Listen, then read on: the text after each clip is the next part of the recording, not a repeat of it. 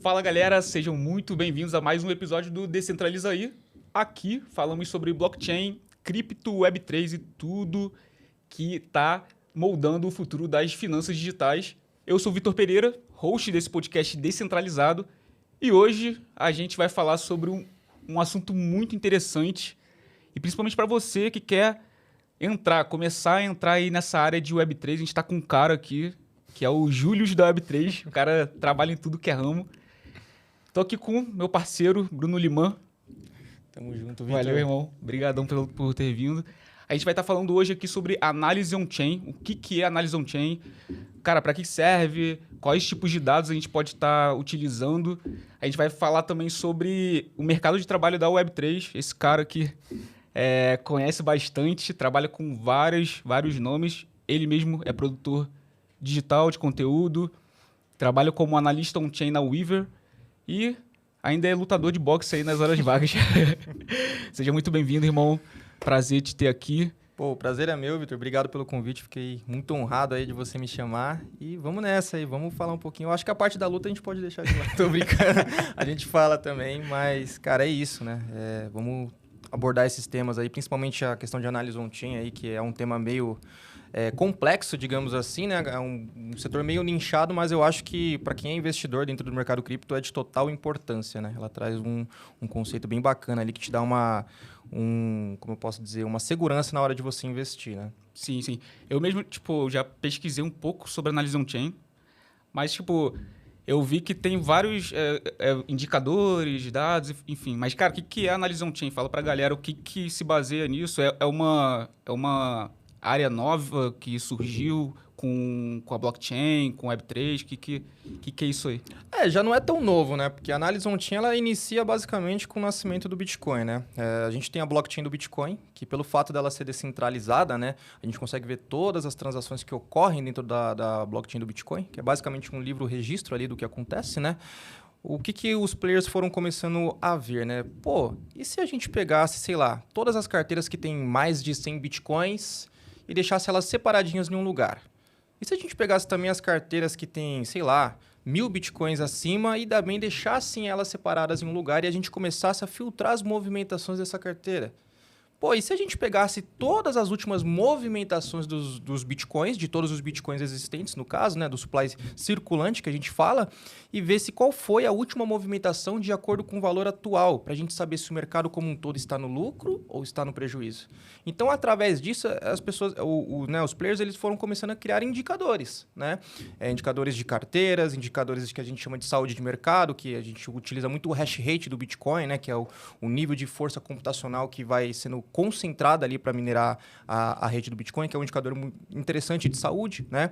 Indicadores também de volatilidade, quando a gente começa a ver para o setor de derivativos, né? Pô, quantas posições, né, a gente tem long, quantas posições a gente tem short, né? Então foram criando diversos indicadores através da blockchain do Bitcoin, e a gente sempre fala da blockchain do Bitcoin porque o Bitcoin ele tem um monopólio muito grande de market cap contra todo o mercado cripto. Então, tudo que acontece no Bitcoin acaba impactando 99% das criptomoedas do mercado, né? Então, a gente traz essa análise on-chain sempre voltada para o Bitcoin, mas a gente também consegue trazer, tem indicadores da Ethereum, da Solana, dentre outros, tá? Todos os outros. Todos os outros. Se a blockchain for descentralizada, a gente tiver acesso aos dados, a gente consegue ver, né? E até também é interessante, às vezes, quando a gente fala de outras criptos, né? Até criptos mais recentes, né? A gente consegue fazer análises para ver se aquela cripto, às vezes, não é um rug pull, né? Pô, você entra lá na blockchain e a gente tem 90% do supply concentrado em uma carteira. Pera lá. É cilada, Bino, né? Como a gente costuma dizer, né? Então, é um meio de análise mesmo, uma ciência, digamos assim, né? Conforme que você consegue ter esses panoramas e, através disso, você consegue ter uma tomada de decisão na hora de que você vai investir, né? Mais, como eu posso dizer, mais concentrada, né? Mais ali... mais coesa, né? Exatamente, né? Por exemplo, a gente tem indicadores de fluxo de exchanges. Pô, do nada começa a ter muito fluxo de entrada em exchange, que provavelmente esses players vão liquidar posições, vão realizar lucro. Então, talvez seja um momento de você esperar, não comprar, entendeu? A gente teve isso que aconteceu em agosto do ano passado, se eu não me engano, quando a gente teve ali o governo da Alemanha, né? Pegando ali os seus bitcoins, eles não sabiam nem o que era OTC, era só fazer um curso básico ali para saber o que era OTC, e liquidaram ali... Cara, eles botaram na exchange. Na exchange, eles liquidaram dentro da exchange. E quando eles começaram a fazer os envios, a gente já começou a conseguir ver as movimentações, porque é tudo em tempo real. Esse que é a sacada mais interessante da blockchain. Não dá para você esconder os dados. É tudo em tempo real, né? Eu sempre gosto de dar 2 exemplos off-chain e on-chain. Um bom exemplo off-chain que a gente tem foi o caso das Americanas, né? Que trocou a diretoria da empresa e o diretor lá em 9 dias lá descobriu um rombo de mais de 20 bi. E, cara, aquele rombo não foi de um dia pro outro. Aquela situação já estava correndo... Tava maquiada já há muito tempo. Muito tempo. Do outro lado, quando a gente traz para o mundo on-chain, a gente teve o hack da Bybit. Que o pessoal descobriu antes mesmo da própria Bybit se pronunciar, né? A gente viu ali as movimentações on-chain acontecendo, saídas massivas, né? Grandes ali. E o Twitter todo já estava incendiado com a questão, em minutos, né? Então, cara... A gente percebe on-chain e off-chain. Olha a eficiência que a gente tem quando a gente fala de on-chain. Outra questão também sobre a questão de rastreio de carteiras, né? A gente teve, eu acho que foi ano passado, que o Warren Buffett anunciou que tinha liquidado ali não sei quantos bi em ações da Apple, né? Só que aquela liquidação não aconteceu em tempo real. Eles têm um panorama ali de, se eu não me engano, a cada 3 meses que eles trazem um balancete da empresa, né? Então, pô, depois de 3 meses isso foi anunciado. Por outro lado, quando a empresa, sei lá, do Trump, né, vai lá e compra Ether, compra Bitcoin, a gente sabe em tempo real, entendeu? Cara, mano, isso que tu falou foi muito louco, porque, tipo, eu pensava assim... análise on-chain, pô, é legal para analisar esses dados, enfim. Mas isso que você trouxe de, tipo, esse comparativo de o off-chain com on-chain, cara, é bizarro, porque, tipo, mostra o quão a blockchain é transparente, né? Sim, tipo, e muito cara, eficiente. qualquer pessoa consegue entrar ali, se a blockchain é pública, qualquer pessoa consegue entrar e fazer as próprias análises, né? Exatamente. Não precisa de algum terceiro, ou então esperar... Qualquer pessoa que, assim, conseguir ver os dados de maneira básica ali. Tem alguns dados que são bem simples de você analisar mesmo. Assim, qualquer pessoa consegue ver, né? E agora a gente tem o caso também das stocks, né? Das ações tokenizadas. Cara, isso é uma baita eficiência de mercado. Na verdade, eu nem falo que é uma eficiência de mercado. Eu falo assim, que o mercado tradicional tava extremamente obsoleto, cara. Que sentido faz eu ter que esperar o meu final de semana para me poder liquidar a minha ação no mundo tão globalizado que a gente vive? Sendo que acontece um BO na China no sábado, entendeu? Já tem aquele gapzão aberto, né? Que a gente sabe que vai dar ruim. Agora, com as ações tokenizadas, eu posso liquidar a hora que eu quiser, entendeu? Então, cara, a eficiência que a blockchain traz hoje, né, num panorama de mercado financeiro é absurdo, assim. Sim. É pra galera que pode estar um pouco mais off dessa área de blockchain, Web3... Quando a gente fala que o mercado na blockchain ele é 24 horas/7, né? Sim. Então, tipo, não para. Então, assim, enquanto você está dormindo aí, a gente tem gente fazendo trade do outro lado do mundo. Isso é bom e ruim. Isso é bom e ruim. Principalmente para quem trabalha com esse mercado. Exato. É difícil, cara. É difícil. Tem que ficar ali direto. Mas, assim, fazendo esse comparativo, a gente tem... Pô, quando a gente tem uma bolsa de valores padrão, cara, chega ali, horário 6 horas... Acabou, fecha ali, vamos continuar no dia seguinte. Cripto não tem isso. Então, cripto a gente continua ali, cara, 24 horas, você consegue fazer transações de 24 horas, sem limite, sem Ctrl Z também. Exatamente. E esse é um dos perigos também. E aí você tá falando a gente falando de análise on-chain, você falou alguns dados interessantes, assim. Cara, tipo, pra mim, que sou leigo, pra galera, assim, que é leiga, pô, que quer começar a ver, começar a analisar por si mesmo esses dados. Quais são os principais dados que você enxerga assim, cara, todo dia eu vejo esses dados, ou sei lá, cada semana eu vejo esses dados. Quais são os dados que você enxerga que a galera pode ficar de olho, assim, para ajudar no dia a dia dessa pessoa? Cara, eu acho que primeiro vale a pena a gente voltar um pouquinho no passado e entender que existe uma análise on-chain antes dos ETFs e existe uma análise on-chain depois dos ETFs. A entrada dos ETFs, aconteceu que o quê? Muitos indicadores ficaram obsoletos, quebraram, né? E alguns, a gente ainda tem as estimativas que quebraram, mas a gente ainda não tem a confirmação. A gente tem que esperar o ciclo acabar, digamos assim, né? A gente talvez entrar num período de bear para a gente saber se realmente quebrou. Mas um exemplo muito grande que eu tenho, assim, que é um indicador que quebrou, e ele foi muito assertivo nos últimos 2 ciclos, é o indicador que ele mostra o número de endereços ativos na rede do Bitcoin. Se a gente pega o ciclo de 2017, 2018, 2021 e 2022... Todos os picos que a gente teve ali do Bitcoin, a gente também teve um pico no número de endereços ativos, né? Então, 2017 para 2018, o Bitcoin bate só o time high em $20 mil, a gente teve um pico no número de endereços ativos. 2021 para 2022, o Bitcoin bate na casa dos 67, 69 mil dólares, a gente teve um pico nos endereços ativos. Endereços ativos, você fala, são os endereços que contêm Bitcoin? Isso, que contém Bitcoin, só de Bitcoin na rede. Estão movimentando, tá? E aí, nesse ciclo, o que a gente viu? O Bitcoin batendo um all-time high atrás de all-time high, né? A gente teve o primeiro all-time high antes do halving, que foi a primeira vez que isso aconteceu, né? O Bitcoin batendo a casa dos 72 mil dólares antes do halving, né? Foi ali em meados de março. Depois a gente teve o rally dos 100 mil dólares ali em dezembro. E, recentemente tivemos ali os 120 ali e tudo mais. E os endereços ativos na rede do Bitcoin só caindo. E por que isso acontece? Porque agora a gente tem um player chamado ETF. E os ETFs, o que são os ETFs? São poucas carteiras gerenciando muitos Bitcoins. Né? E antigamente a gente tinha muitas carteiras gerenciando muitos Bitcoins. Então é um indicador que quebrou. Já não funciona mais. Entendi, né? entendi. Então... Tipo assim, Bitcoin ficou um pouco mais centralizado. Centralizado na mão dos players, né? Porque, cara, esse ciclo, a maior parte de demanda desse ciclo tá vindo de ETF. Acabou, entendeu? Varejo praticamente não entrou nesse ciclo. Né? Eles que estão ditando esse... Isso. E vale ressaltar, tá? ETF não significa que são big players. Não, qualquer pessoa pode abrir uma conta lá na BlackRock, lá comprar IBIT e você tá comprando, né, um ETF. Só que assim, o meio de entrada tá sendo ali, né? Então, e isso bagunçou muitos indicadores. Um dos mais famosos que todo mundo fala, MVRV, né? Que é o Market Value pelo Realized Value, que é basicamente o valor de mercado do Bitcoin pela última vez que ele movimentou, né? Então, ou seja, a gente consegue medir se o Bitcoin, a última vez que ele movimentou para o preço, agora ele está no lucro. Se ele movimentou num preço inferior e agora o preço está maior, então ele está no lucro, ou se está no prejuízo, né? É um indicador que normalmente os picos dele eram em 5 ou 6 pontos, ou seja, o preço médio das pessoas normalmente está em 5 ou 6 vezes. E muita gente falando, né, que quando o MVRV bater 4 pontos, 5 pontos, esse ciclo, aí chegou a hora de liquidar. Cara, MVRV, na melhor das hipóteses, bateu, se não me engano, 3,1. E não vai chegar, porque é diferente agora, né? A gente tem muitos indicadores que eles estão fazendo topos descendentes, que é uma tese que a gente trabalhou na Research lá em janeiro desse ano, né? Que conforme o Bitcoin ele vai ficando mais estável, não é estável na questão de preço, né? O Bitcoin ele fez, sei lá, 700% nesse ciclo, né? Se a gente pegar o crash da FTX ali em 16K até o atual momento, fez muito. Só que a volatilidade em si, a questão de lucro em si, ela está mais estável.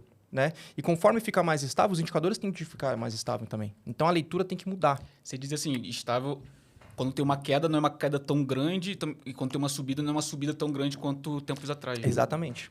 E faz sentido, porque se a gente considera que o Bitcoin vai virar reserva de valor, não dá para ele ficar caindo 70% em um mês. Não dá. Reserva de valor serve para preservar o seu valor, né? Eu acho que isso também tem muito a ver com essa entrada desses players, né? De ETF, total. Cara... Pô... Não só ETF, mas também essas treasuries companies, né? Esses caras não estão comprando para tradar o ciclo. Exato. Esses caras estão com pensamento de 10, 15 anos lá na frente. Michael Saylor da vida, esses caras assim. É absurdo. Mas assim, respondendo a sua pergunta, tá? Quais indicadores que eu gosto de olhar? Um dos principais que eu gosto de acompanhar é os long-term holders e short-term holders. O que é isso, tá? O long-term holder é todo aquele player que guarda os seus bitcoins por mais de 155 dias, tá? Estudos foram feitos no passado que players que seguram seus bitcoins por mais de 155 dias tendem a ser players mais resilientes, players que não se abalam com ruído e players mais estratégicos na hora de fazer as suas realizações. Tanto que se a gente pegar o supply na mão dos long-term holders, é muito louco esse gráfico, porque a gente teve o ciclo de 2014, a gente pode até voltar um pouco mais atrás, 2017 e 2021. E os long-term holders, eles sempre começaram a liquidar, fazer o DCA de venda, conforme o preço ia subindo, eles faziam o DCA de venda, o supply deles iam diminuindo. Esses caras são muito estratégicos, né? E, ao contrário, o short-term holder é o contrário disso. É o player que segura o Bitcoin até, no máximo, 155 dias. Os famosos compradores de topos, que é muito louco. O preço anda e o supply deles vão aumentando. É muito louco, assim, tipo, eles são muito ruins mesmo de traders, que é a galera que fica com medo, tipo, o FOMO, né? O FOMO. Exatamente. É a galera do FOMO. E aí, qualquer ruidinho, ele já começa. Eles compram na alta e vendem na baixa, assim. É absurdo, assim. Só que, para esse ciclo, novamente, as coisas mudaram. Os long-term Caraca. holders, eles estão tradando o ciclo. Eles fizeram 2 ou 3 processos de acumulação nesse ciclo. E normalmente eles faziam apenas um e liquidavam apenas uma vez. Então eles fizeram um processo, liquidaram, um processo, liquidaram. Então eles estão trabalhando com esse ciclo de uma maneira um pouco mais rápida, como se a gente tivesse mini ciclos dentro de um ciclo só. Entende? Entendi. Então, Mas no caso, assim, esses caras, eles seguraram por menos de 155 dias? não, ou continua continuaram... 150, isso, continua 155 dias. Só que assim, nos últimos ciclos, quando eles começaram a liquidar as posições, foi fim de ciclo. Entendi. Nesse não. Eles liquidam as posições, tipo, o Bitcoin... Eu não lembro ó, de acordo, assim, de cabeça, qual foi a primeira vez que eles começaram a liquidar. Mas, se eu não me engano, foi quando ele bateu o all-time high ali antes do Howell, que foi $72 mil. Começaram a liquidar as posições. Aí o Bitcoin entrou naquela lateralização, papapá. Trump ganha a eleição, né? E quando o Bitcoin entra em lateralização, o que acontece? Eles começam a acumular. Eles acumulam bem quando está na baixa. E aí o Trump ganha a eleição, o Bitcoin faz o rally até os $100 mil e eles já começam a liquidar as posições. E aí, nesse atual momento que a gente está, eles estão liquidando as suas posições, mas não de maneira tão agressiva, tá? Então é um indicador muito bacana, porque por mais que eles estão tradando o ciclo, eles continuam muito assertivos nos traders deles. Né? Então, eu acho que é um indicador para quem está começando que vale muito a pena acompanhar, que são os long-term holders e os short-term holders. Interessante, gostei. Não conhecia. Tipo assim, eu tô aqui para aprender mesmo. Não, tamo junto. E tipo assim, você tá falando dessa questão do Trump aí. A gente tem visto cada vez mais pelo menos nesse ciclo, assim, não sei se como foi nos ciclos anteriores, mas, cara, é uma resposta muito forte relacionada à macroeconomia, né? Tipo, sim, cara, acontece alguma questão de guerra, alguma questão do que o Trump falou, tarifa, enfim. Isso está refletindo diretamente, né? Isso impacta também nessas análises on-chain? Ou... Sim, total. Na verdade, assim, o que a gente está vendo nesse ciclo, né, relacionado à macroeconomia, a gente viu no último ciclo também, só que a gente não percebeu. Porque o trade, isso o professor Castro, ele sempre fala nas palestras dele, né? E eu sou suspeito para falar que sou um grande fã dele, né? Se a gente pegasse o último ciclo e começasse a comprar Bitcoin quando o juros estava, né, nos Estados Unidos estava ali em 0, a gente já tinha feito um trade muito bom e começado a vender, né?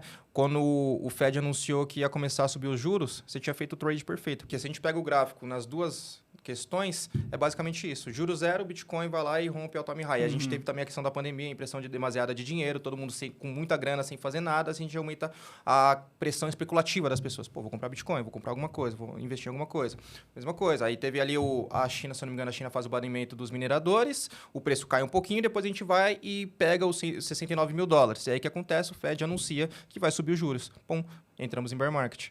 Era só fazer isso. Se o cara só analisasse isso, não precisava nem analisar gráfico, nem nada. Só, nem gráfico, nada, entendeu? Então, era só... No ciclo passado foi isso. Nesse ciclo também, a gente tem tido, assim... Não dá pra dizer mais que a galera, né? Principalmente a galera muito criptonativa, né? Os bitcoiners e tal, né? Anarcocapitalista e tudo mais. Não, que Bitcoin... Meu, a partir do momento que a gente tá vendo o mercado TradeFi entrando dentro do mercado cripto, quem vai ditar o jogo são esses caras. Porque eles têm uma maneira diferente de pensar e eles estão com mais grana. Então é isso. A gente tem novas pessoas entrando, novos players, e é natural que o nosso mercado se adapte a esses players.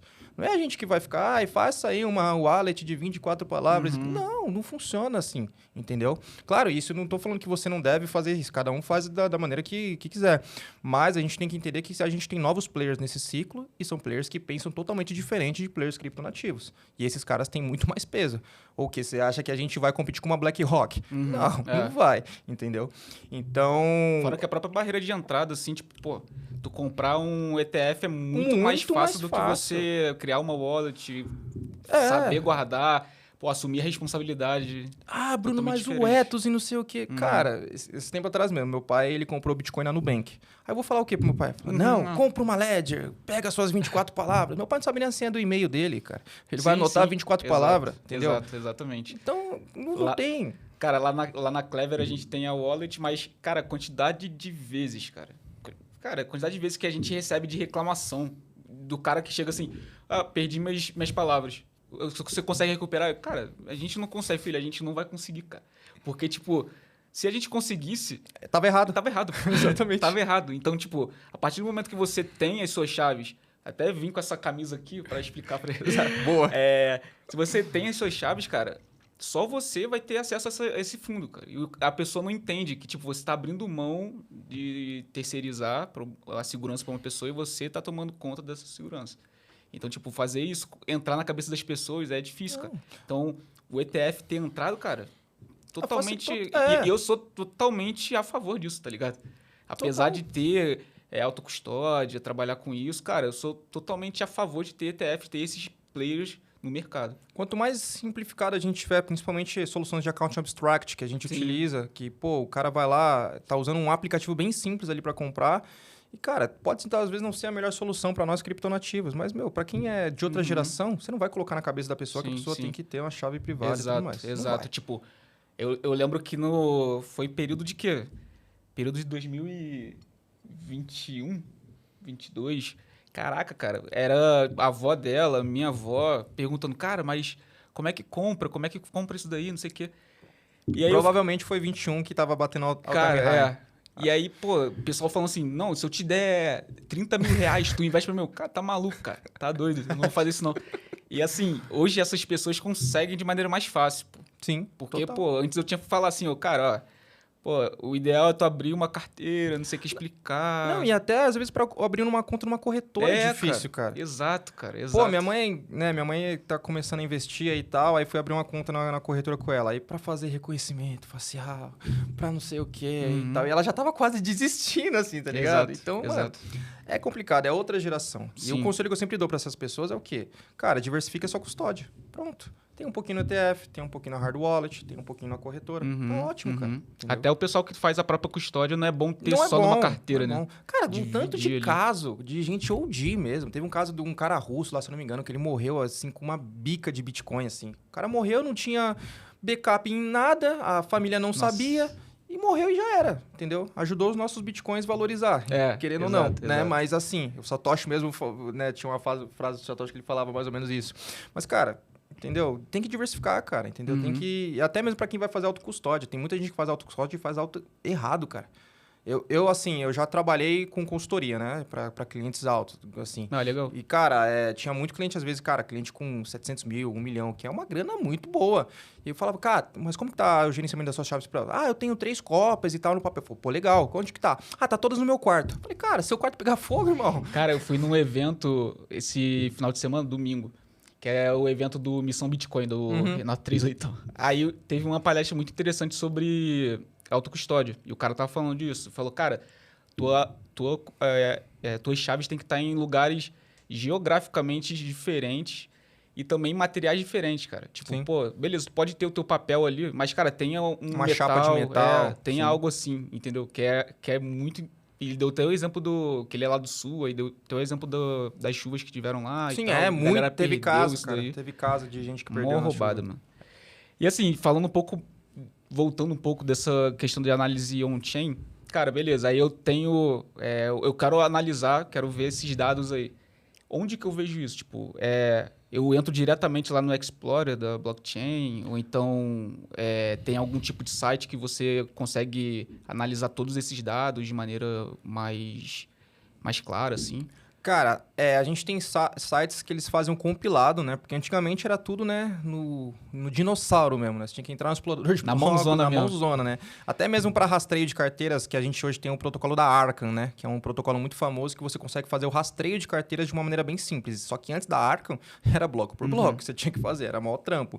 Mas hoje a gente tem sites que eles são especialistas em simplificar essa análise on-chain. Os mais famosos são Glassnode, né? A gente tem a Alfractal, que é brasileira e pouca gente conhece, mas os caras são muito bons. Eles têm, assim, diversos indicadores maravilhosos. Eu tenho utilizado mais eles até mesmo do que a da Glassnode. E só que, assim, eles são pagos, né? Pra galera do free... Todos eles são pagos. Um que eu indico que é free, que é muito bom, é o Check On-Chain, tá? Ele tem diversos indicadores bem legais e é tudo free, tá? Qual que é a diferença do free pro pago? O delay de atualização dos dados, tá?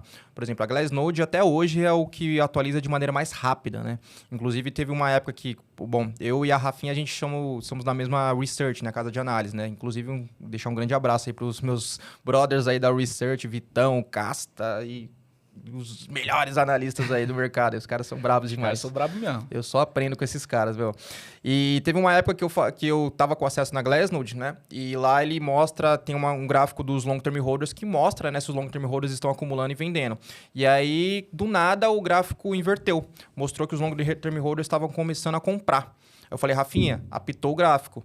E mandei o print pra ela. Ela falou, cara, eu tô olhando em todos que eu tenho aqui e ainda não tá indicando isso. Falei, mano, aqui tá indicando, vamos continuar acompanhando. Aí ficamos acompanhando uma semana. Todos os outros ainda não estavam indicando que os long-term holders estavam liquidando as posições. E o da Glassnode continuou mostrando. E aí, tipo, passou uma semana, os outros viraram. Então, Caramba. tipo assim, ele é bem mais atualizado, né? Uhum. É que depende também a API de informações que eles pegam e tudo mais. Mas do Glassnode até hoje são os bem mais atualizados. Quando né? você falou de delay, eu achava que fosse, tipo, a questão de horas, assim. Mas... É que depende do indicador, né? Uhum. Esse daí, no caso, demorou uma semana. É que eu acho que deve ter indicador que consome um pouco mais de dados do que Sim, outros, né? Pra sim. tu fazer esse tipo de análise. Sim, total. Sim.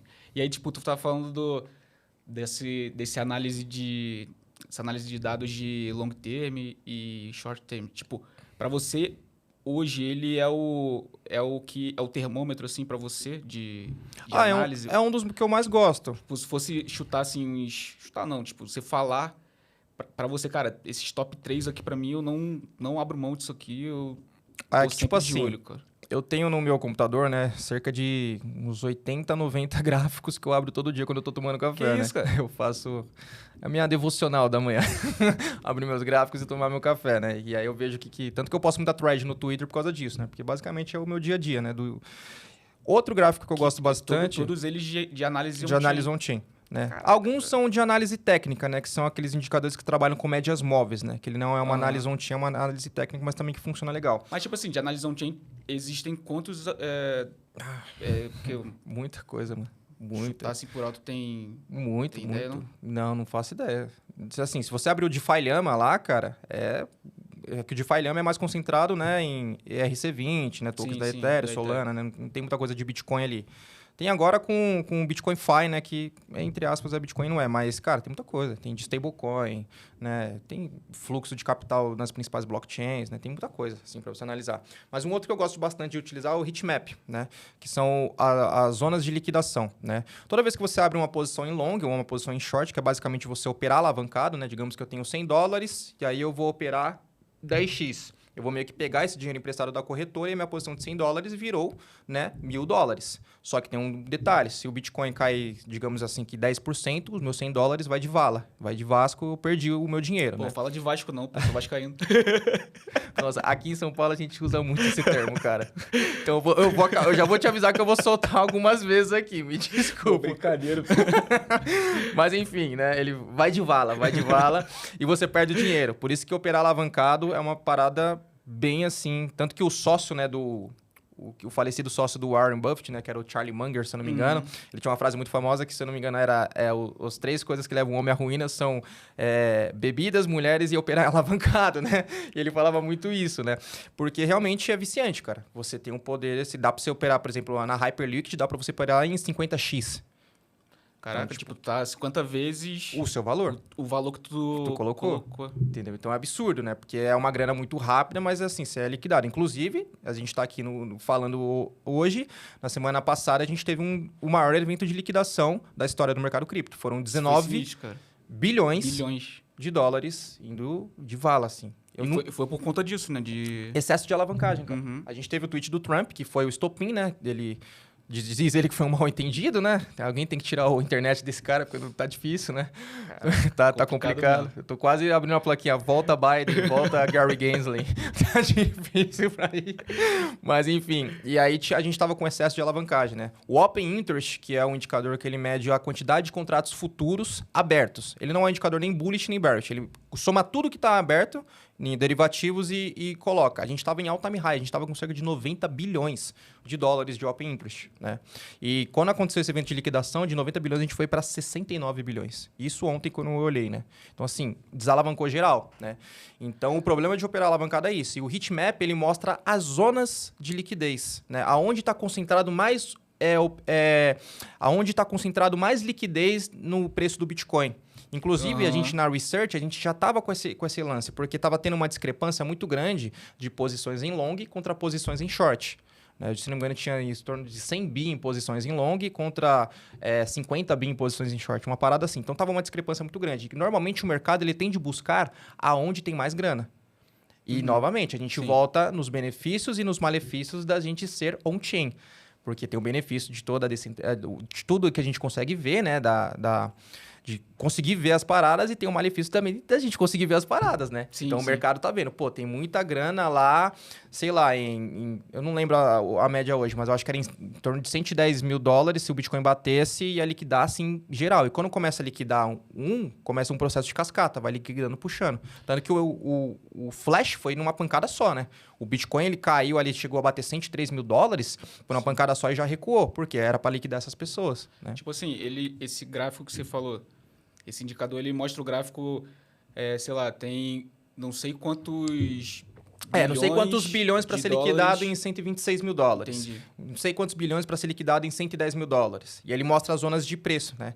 Quanto mais concentrado, quanto mais grana tem numa zona de preço, o mercado tende a buscar essa grana. E essa grana que tá para ser liquidada é a grana que a galera colocou para... Tá em alavancado. Ah, entendi. Entendeu? Porque quando você alavanca, você tem um preço limite, que se o Bitcoin bater esse preço de limite, você perde todo o seu dinheiro. Entendeu? Então, aí esse gráfico ele mostra exatamente isso. Se o Bitcoin bater 120 mil dólares, 3 bilhões de dólares vão ser liquidados, que são pessoas, players que estão alavancados. Né? Sim. E na research a gente já tinha visto isso, a gente já estava batendo nessa tecla. Falou, mano, tá muito excesso de alavancagem, velho. Eu acho que o mercado vai buscar. E a gente já tava pensando assim, cara, será que vai buscar mesmo por 122 mil dólares, cair 110 assim, né? Porque tinha uma zona ainda em 126 para liquidar de short, né? E tava mais perto dos 120 por 126, a gente batia mais um all-time high e coisa. E não, foi efeito contrário. Claro, né, que o nosso querido Laranjão, presidente aí, teve um dedo nisso, né? Com o tweet dele. Mas não foi só isso, né? O tweet dele foi só estopim, né? Então, tipo, isso mais cedo ou mais tarde ia acontecer, né? Ia acontecer. Ia ser inevitável. Inevitável. Excesso de alavancagem. Tanto assim que o setor de derivativos, né, que é um setor que está uma febre muito grande no mercado cripto hoje, é um setor que está batendo um all-time high em volume.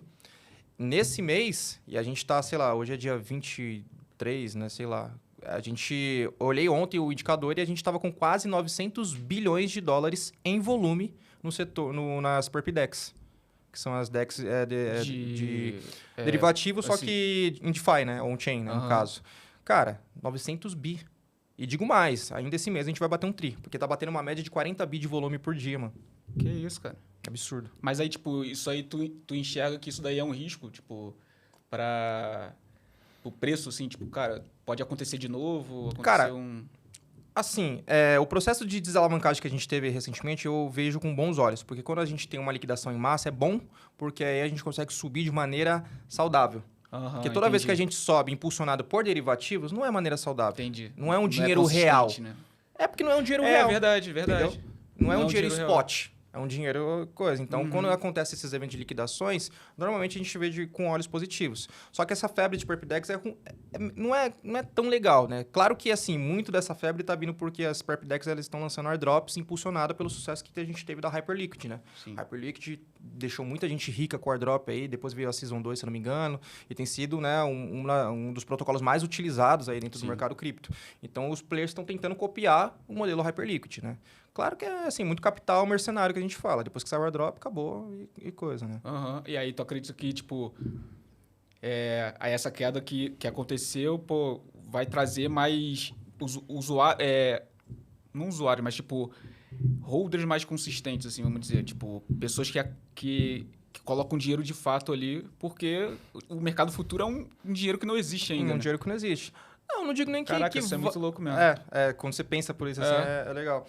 Cara, eu não digo nem que vai trazer pessoas reais. Eu digo assim, que daqui para frente o capital que entrar, o preço que subir, o preço está subindo de uma maneira mais consistente, com uma solidez, com alicerces mais sólidos. Sim. Entendeu? Eu acho que é a melhor analogia que a gente pode fazer. Saquei. Cara, e falando assim, um pouco do mercado de Web3, falando um pouco mais de você agora. Como é que tu entrou nisso? Como é que tu começou nessa parada? O que te fascinou a entrar nisso? Conta um pouco pra gente aí. Agora é a hora que a gente coloca aquele meme lá, estou em cripto pela tecnologia, o indiano cheio de ouro. Mas brincadeira. Brincadeira não, né? Porque eu comecei por causa que eu tava precisando de dinheiro, né? Uhum. Mas assim, voltando um pouquinho lá, né? Eu era músico, né? Eu era músico erudito. Eu fui violinista durante 8 anos. Não tenho cara, mas fui. Tenho vídeos comprovando isso. Postou um story, né? Postei um stories hoje. Então, eu toquei violino durante 8 anos da minha vida. Toquei nas melhores orquestras de São Paulo. Cheguei a ser bolsista na Escola Municipal de Música de São Paulo, que é a terceira melhor escola da América Latina. Fiquei 2 anos estudando lá. Me formei no Conservatório Beethoven, no Butantã, que é um dos melhores conservatórios do Brasil. Dediquei a música clássica por muito tempo, assim. E aí, né, 2019 para 2020, chegou o evento fatídico ali que parou o mundo. E músico ganha dinheiro de 2 formas, dando aula e tocando. 2020 não dava pra fazer nenhum dos dois. Uhum. Né? Aí eu tinha minha reservinha lá, né, de dinheiro. E na época, tinha muita gente começando a falar de Bitcoin, né? Eu falei, cara, vou ter que olhar essa parada aqui, né? Tava fazendo um monte de bico pra me manter ali, né? Pra fazer uma graninha e tal. Aí fui ver o Bitcoin, né? Assim, fui ver e tal e coisa. Aí apareceu uns negócios lá de arbitragem, umas paradas assim, pô, 10% ao dia, 15%. Falei, opa, estourei a boa, né? Vamos nessa. Fui lá, coloquei o dinheirinho lá, toma. Piramidão na cabeça. já toma aí, aprende com essa daí. Aí, cara, eu lembro que metade da minha reserva na época, acho que foi uns 6, 7 conto. Foi de vala, assim, tipo, em um mês, assim. Que era um piramidão de arbitragem lá, que eu achava que não era, e quebrou.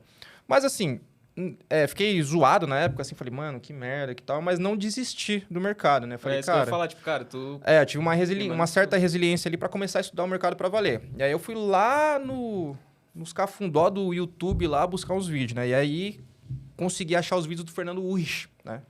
Que foi os primeiros vídeos que eu comecei a estudar mesmo, cara. E o Fernando Urrich, mano... Pô, esse cara é muito bom, cara. Não, e é muito louco, porque a nova geração que tá entrando agora nem sabe quem que é o cara.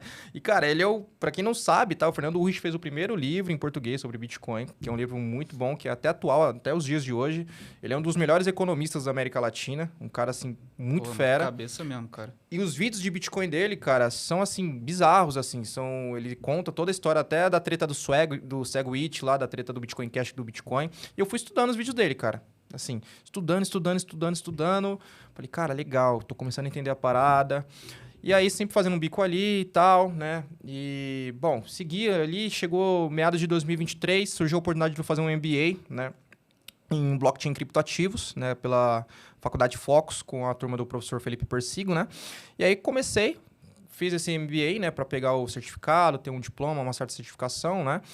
E aí, falei, cara, eu acho que dá pra gente tentar, né? E aí, falei, mano, vamos fazer o seguinte, né? Vou fazer um vídeo por semana sobre algum assunto cripto, continuar estudando, né? Fazendo minhas correrias por fora para levantar meu dinheiro, ter minha graninha. Se não der certo esse ano, eu paro. Beleza. Aí comecei, mano. 6 meses, gravando vídeo toda semana e tal e coisa. Mano, os primeiros 6 meses não deu nada, velho. Deu nada. Eu até perdi seguidor. Deu nada, tá ligado? Eu falei, caraca, mano, que merda. E aí, tipo, passou 6 meses, a gente tinha a comunidade lá do MPC do Persigo, né? E tinha um cara que fazia os relatórios de análise on-chain. Eu sempre fui muito curioso, né? E eu já deixo a primeira dica pra quem quer trabalhar no Web3. Seja curioso, cara. Boa. Seja curioso e tenha iniciativa também. Porque não adianta ser só curioso e ficar escondido. Tem iniciativa. E aí o professor, ele viu que eu estava sempre muito ativo na comunidade e tal, e falou, cara, eu vejo que você sempre faz boas perguntas e tal, você não quer assumir para fazer o relatório de análise on-chain?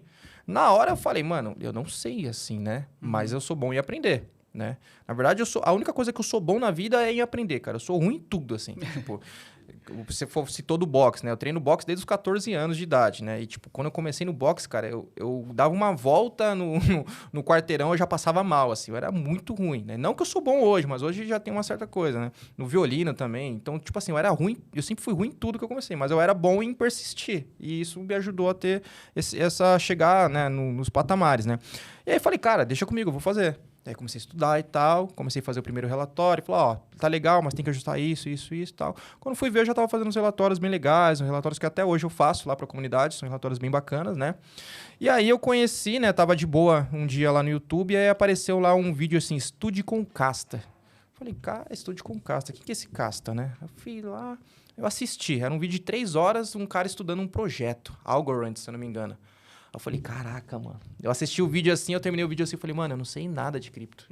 Porque eu achava que estudar uma cripto era entrar no CoinMarketCap, supply, né, fundadores e pá, o que a gente já sabe, né? E, cara, não tem nada a ver, entendeu? Pra quem nunca assistiu um Estude com Casta, vai lá no YouTube, pesquisa esse nome, Estude com Casta. Vocês vão ver o que é estudar cripto. E aí, na hora que eu terminei o vídeo, eu mandei mensagem pra ele. Eu falei, oi, tudo bom, Casta? Você tem algum curso? Porque se tiver, eu quero comprar. Não quero nem saber o valor, eu dou um jeito, eu quero comprar. Ele falou, não, eu não tenho nenhum curso, mas eu acabei de lançar minha comunidade, né? Que é o Casta Cripto, né? Falei, beleza, como que faz pra participar? É um valor lá bem pequeno na época lá, cara. Acho que era R$50 por mês, assim, bem de boa. Falei, não, eu quero participar.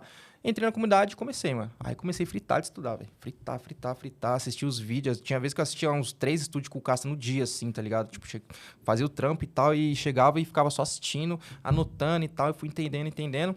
E aí teve um dia, né, que eu percebi assim, né, o Casta sempre dá risada disso, que o Instagram dele tava jogado às traças, né? A gente tem aquela música sertaneja lá.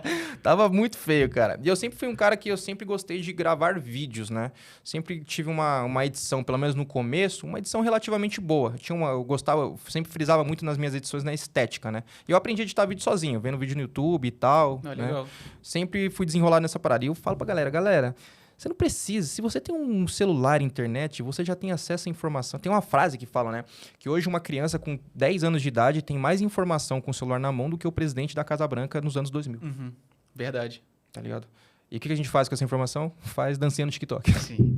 Então, assim, é absurdo isso, cara, sabe, cara? A gente tem muita informação, acesso à informação. Tipo, até hoje, 70%, 80% do que eu aprendi em cripto foi de graça, de maneira gratuita. YouTube, livros gratuitos que você consegue pegar, entendeu? A parte de edição também, pra você ter uma ideia, eu tô fazendo curso de edição agora, cara.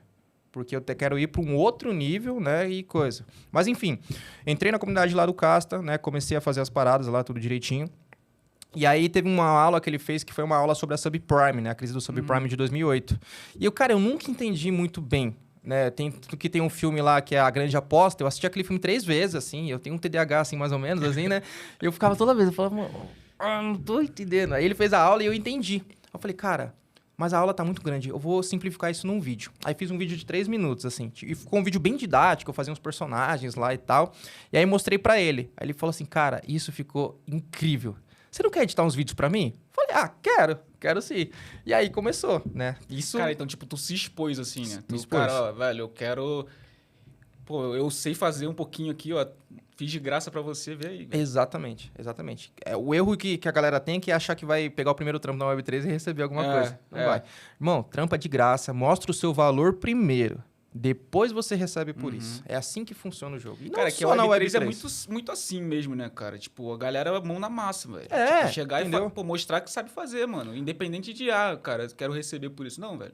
Eu sei fazer bem. Total. E aí o cara vai olhar pra tudo. Não, beleza, eu quero esse cara, mano. Quero esse cara do meu lado. Sim, não, total. E, tipo assim, é uma frase que eu sempre falo: aprender a aprender é a melhor skill que você pode ter. Porque às vezes você não sabe fazer o negócio, mas se você tem disponibilidade e é correria, você aprende, cara. Você aprende, entendeu? Tem um exemplo que a gente tem lá na comunidade que é o Loki, que é o Lucas, né?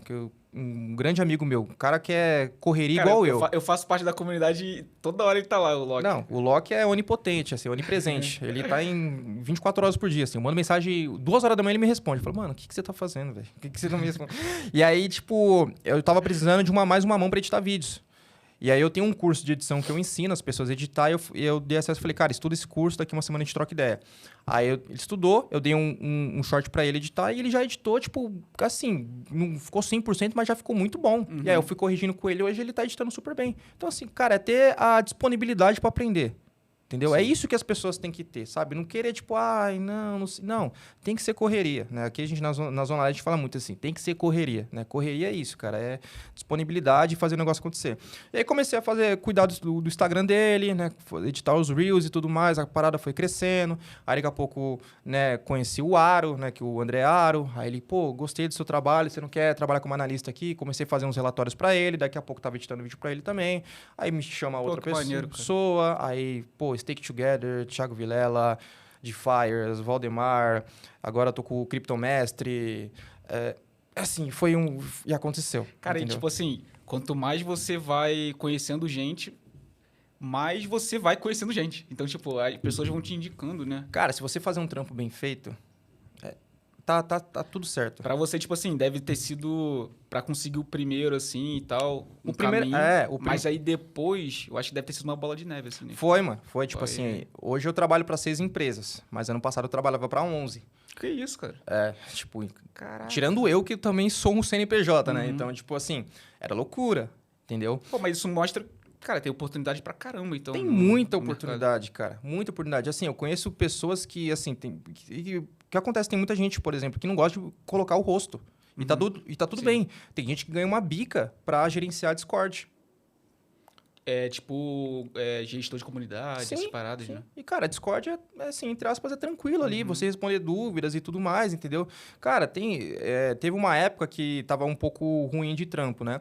Eu entrei a Super Team, né, da Solana, ela tem um site de bounties, que é onde basicamente as empresas de cripto vão lá e colocam lá o que elas precisam. Ah, quero uma thread sobre o meu projeto. Aí o número 1 vai ganhar isso, o número 2 vai ganhar isso, o número 3 vai ganhar isso. Cara... Eu entrei lá, mano, e eu papava todas os bounties lá, mano. Tipo assim, eu cheguei a ganhar $1.500, assim, tipo, fácil, em um mês, assim, tipo, só fazendo, gravando vídeo sobre o projeto. Em dólar, né, a parada? Em dólar. Ah, Bruno, você sabe inglês? Não.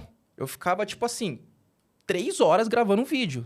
Colocava no Google lá, a mulher do Google falando as frases e eu repetia, entendeu? Mas, Caraca. no final dava certo, Aham. entendeu? Sim, sim. Então, tipo assim, cara, é você se correria, É você fazer, fazer cara. o negócio, Você fazer. cara. Porque às vezes, tipo assim, você falando, eu tava muito me vendo, assim, tipo, pô, pra eu estar aqui hoje, tipo, tocando podcast, colocando a cara ali pra fazer os vídeos e tal, cara, tipo, não foi fácil pra mim. Porque, o pessoal até fala assim, cara, pô, mas tu é comunicativo, tu, pô, troca ideia fácil. Cara, eu não sou assim, velho. Eu sou super low profile. Pô, pra mim, eu sou... Estar aqui tipo, estar fora da zona de conforto e tal. Mas, cara, eu percebi que nesse mundo cara, você fazer, cara. Você fazer, pô, tem que fazer o podcast, projetinho de podcast, bota lá o Vitola. Bora, mano. Bora, eu vou fazer. Tem que botar a cara pra fazer os vídeos, cara. Vai lá, Vitor, tu sabe falar, tu fala bem, não sei o quê. Vambora, vamos fazer. Aí eu comecei a estar fazendo com a minha esposa, tipo, ela editando e tal. E a gente começou a fazer e, cara, e é muito louco que a gente foi num evento na semana passada da Cardano, que foi lá no Rio. Aí, pô, a gente sentado assim, lá pra ver o workshop. Aí chegou uma moça, aí senta atrás da gente, vocês são da Clever? A gente virou, sim, a gente é da Clever. Aí ela olhou pra mim, e você faz os vídeos lá, né? Eu acompanho, isso é muito legal. Eu, cara, tipo, a primeira vez que acontece isso. E aí tu começa a ver, tipo, pô, o pessoal, dando resultado. o pessoal tá vendo, tá ligado? Tipo, às vezes você fica meio naquela pira de, não tem que ter muita view, não sei o quê. Cara, isso é importante, mas, cara, você fazer, cara, você pode fazer vários vídeos. Vai ter um ali que você vai acertar legal, mas você continuar fazendo, tá ligado? Então... É consistência, cara. Eu acho que... Não da nossa geração, assim, né? Eu sou de 95. eu também sou. Então a gente tá muito jovem ainda. Estamos aí com uns 30 anos. Já trintou, já 30, trintei, já veio. Estamos aí com 30 anos. Cara, a geração mais nova que tá vindo, eles têm um problema que é muito a questão do imediatismo, entendeu? O resultado muito rápido. Cara, e o resultado muito rápido não vem. E quando vem, não é consistente. Sim. É algo que é preso em areia. Sim. Entendeu? Que pra ir embora é muito rápido. E tu correlacionando, tipo, esse tipo de pensamento, tu correlaciona com a galera que quer ganhar dinheiro rápido com cripto. Sim, a mesma coisa. Cara, o cara quer entrar e fazer logo um tradezinho ali. Não, o cara quer achar fazer uma geminha ali e ficar, tipo, pô, milionário. Fala assim, né? Que nem o Ari e o Valdemar. Pra mim, são os caras mais feras aí do mercado de pool de liquidez, de DeFi, cara. Gosto muito deles, não só pelo que eles conhecem, mas pela índole deles, né? E, cara, direto, eles pegam os alunos lá e falam pros alunos, cara, começa com $100. Aí o cabeção quer ir fazer uma pool de $10 mil. Aí faz cagada, perde dinheiro, entendeu? Porque é imediatismo. Tem que ter paciência, cara.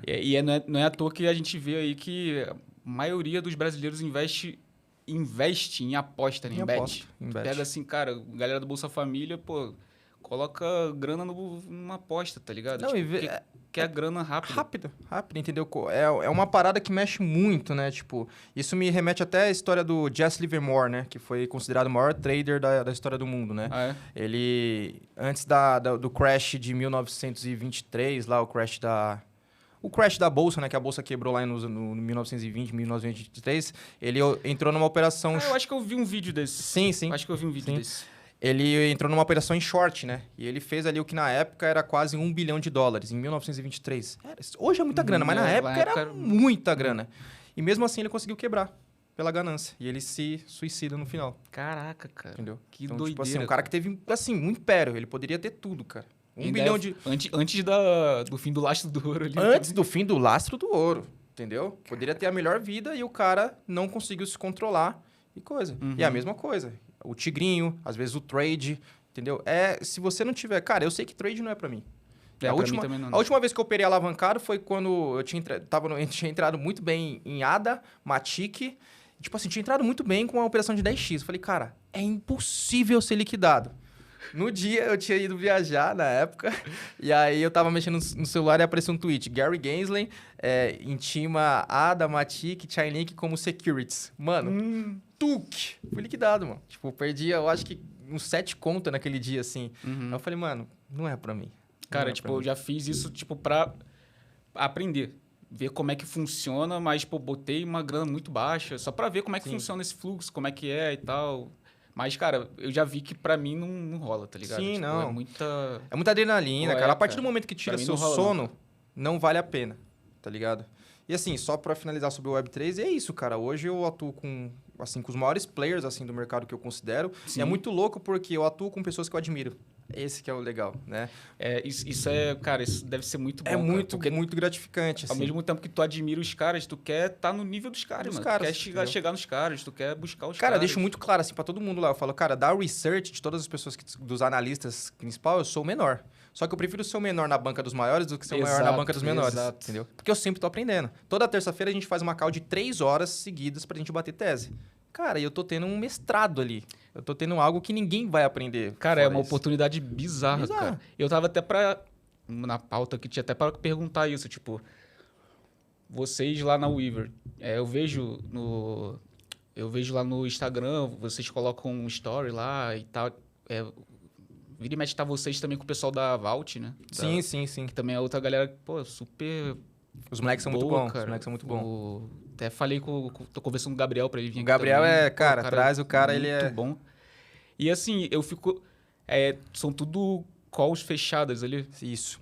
Quer dizer, assim, a gente tem o time da Research, né, que são os analistas, e a gente tem clientes que eles pagam para estar nessa call para pegar os insights, entendeu? Ah, entendi. Então vocês prestam esse tipo de serviço também? A gente presta esse tipo de serviço. O cara paga para poder estar ali dentro de ouvinte... De ouvinte. Pô, legal, não sabia disso. E a gente já tem alguns clientes já dentro do coisa, e para eles tem sido super benéfico, assim, né? Porque, cara, a gente bate realmente teses, e essas teses têm todas acontecido. Isso que é o mais bizarro, né? Sim. A gente fala bagulho de, às vezes, coisas 3 meses atrás e o negócio acontece, né? E vai fazendo, né? Então, cara, muito louco isso. É muito bacana, cara. Pra mim, assim, faz desde janeiro, assim, que eu tô lá, a gente começou hoje todo mundo junto e tem sido, assim, uma experiência bizarra. Pô, deve valer mais do que, tipo, uma faculdade, assim, tá ligado? Cara, a Rafa Romano, ela tá desde 2016 no mercado. Então, tipo assim, a menina que eu mais admiro no mercado cripto é ela, cara. Ela é muito braba. É muito entendeu? cabeça mesmo. O Casta, nem preciso dizer. O Vitor Alfa, pra mim, é o melhor economista aqui que a gente tem. Vitor Alfa também é brabo, cara. Brabo demais, entendeu? O Dan, cara, outro cara sensacional. Fora os outros analistas que a gente tem lá, entendeu? Então... Muito top. E assim, tipo, falando um pouco do dia a dia, tá ligado? Tipo, o dia a dia do analista on-chain. Cara, tu chega assim, beleza, eu sou analista on-chain, mas... cara, beleza, como é que é teu dia a dia? Tu faz as análises ali, beleza, tu falou já que de manhãzinha ali tu já vê uma porrada de gráfico, né? E aí, como é que você faz? Você começa a fazer os relatórios e manda os relatórios para cada empresa que você presta serviço? Isso. São relatórios diferentes para cada um? Sim. Ou eles pedem, pô, eu quero um relatório disso, eu quero um relatório daquilo? Ou você Cara, que faz mesmo? Assim, primeiro, assim, falando de mim, tá? Eu presto serviço para 3 comunidades hoje, criando relatórios, né? Uns são relatórios semanais, outro quinzenal e o outro mensal, que é da Research, que eu sempre posto panorama mensal, né? E assim, cara, o dia a dia do analista não tem muito o que dizer. É um dia a dia de um nerd normal. É ficar na frente do computador, assim, né? Mas como eu não atuo só como analista, né? Eu atuo em outras áreas, então eu tenho um dia a dia, assim, falando sobre a minha vida na Web3, tipo, fazendo várias funções no dia, né? Então, como analista, cara, eu acordo de manhã, faço as minhas paradas que tenho que fazer, tomo meu café, sento no computador e começo a ver os indicadores, né? Ver se rolou alguma coisa diferente e tal. Se a gente vê alguma anomalia. Essa palavra sempre me trava. Eu já começo a acionar outros amigos analistas, né? A gente tem um grupo da Research só de analistas que fala, ó, essa parada tá estranha, entendeu? Ó, o que vocês acham que tá acontecendo? Tanto que o grupo nosso de analistas é o dia todo, né? O dia todo mensagem, o dia todo insight, né? Tem o Rafa Poerari, cara, que é um cara, assim, o mais disciplinado que eu conheço ele. Ele acorda, tipo, 4 horas da manhã pra fazer as análises e, tipo, a gente acorda já tem umas 50 mensagens dele, assim, cara. É um cara muito brabo mesmo, assim, do mercado. E aí a gente vai batendo essas teses, né? E aí quando eu tenho esses trabalhos fechados, por exemplo, tem um relatório que eu preciso entregar na quarta-feira. Então, terça-feira à noite, né, para estar bem atualizado, né, porque esses dados eles oscilam bastante, né? Como é um relatório que vai estar na quarta de manhã, no caso, terça-feira à noite eu já faço ele para entregar na quarta de manhã. O relatório quinzenal, a mesma coisa, sempre um dia antes. E o mensal eu faço aquele compiladão bem estruturado, né? Direitinho do que aconteceu de mais importante, quais são os próximos níveis que a gente está vendo, né? E o mensal, eu acredito que você também tem que estar acompanhando ali o dia a dia. O mensal, sim. O bom é que eu acabo tendo um backup no Twitter, né? Como eu faço muita thread no Twitter, isso me ajuda bastante, né? Só que o mensal acaba sendo, assim, um relatório de 30, 40 páginas. Então, ele é bem mais denso, assim, né? Mas é bacana porque, para quem tá lendo, é muito bom, cara. Porque você consegue saber o que aconteceu e ter alguns panoramas para entender o que pode acontecer. E assim, você, como o Julius da Web3 aí, eu acho que ninguém melhor para falar sobre o mercado assim, de trabalho. Tem muita gente que acha que, beleza, vai trabalhar na Web3, já tem que saber programar, tem que ser programador, ou então tem que ser conhecedor de economia, enfim, essas coisas. Pô, quais as áreas que você vê assim que tem muito potencial na Web3, que tem muita oportunidade, já que você está dentro, assim, que aí seria para falar para a galera aí que está querendo entrar nesse mundo nosso? Cara, tem uma aula, que a gente tem um curso do Profissional Cripto, né? Que é o muito curso bom. Já fiz, recomendo. Que é o curso do professor Casta, e eu tenho 3 módulos lá, né? Um módulo de análise on-chain, um módulo de audiovisual e um módulo de iniciante. E o Casta, ele fez uma aula lá, eu sei disso porque eu editei todas as aulas, né? Então, o privilégio... Todas as aulas. O privilégio disso, às vezes, né, que eu deixo também como privilégio cara, eu estudar antes de todo mundo, né? Então, eu assisti 60 horas de aula sozinho, né? Antes de ser lançado. E tem um curso lá, tem uma aula lá que ele mostra em torno de 20 profissões dentro da Web3 que tem. Cara, desde você fazer memes, projetos te pagam pra fazer memes. Quando ele falou isso, eu fiquei assim, caramba, mano, o cara tem até um nome lá, né, que ele bota lá. Meme Lord, uma parada assim, né?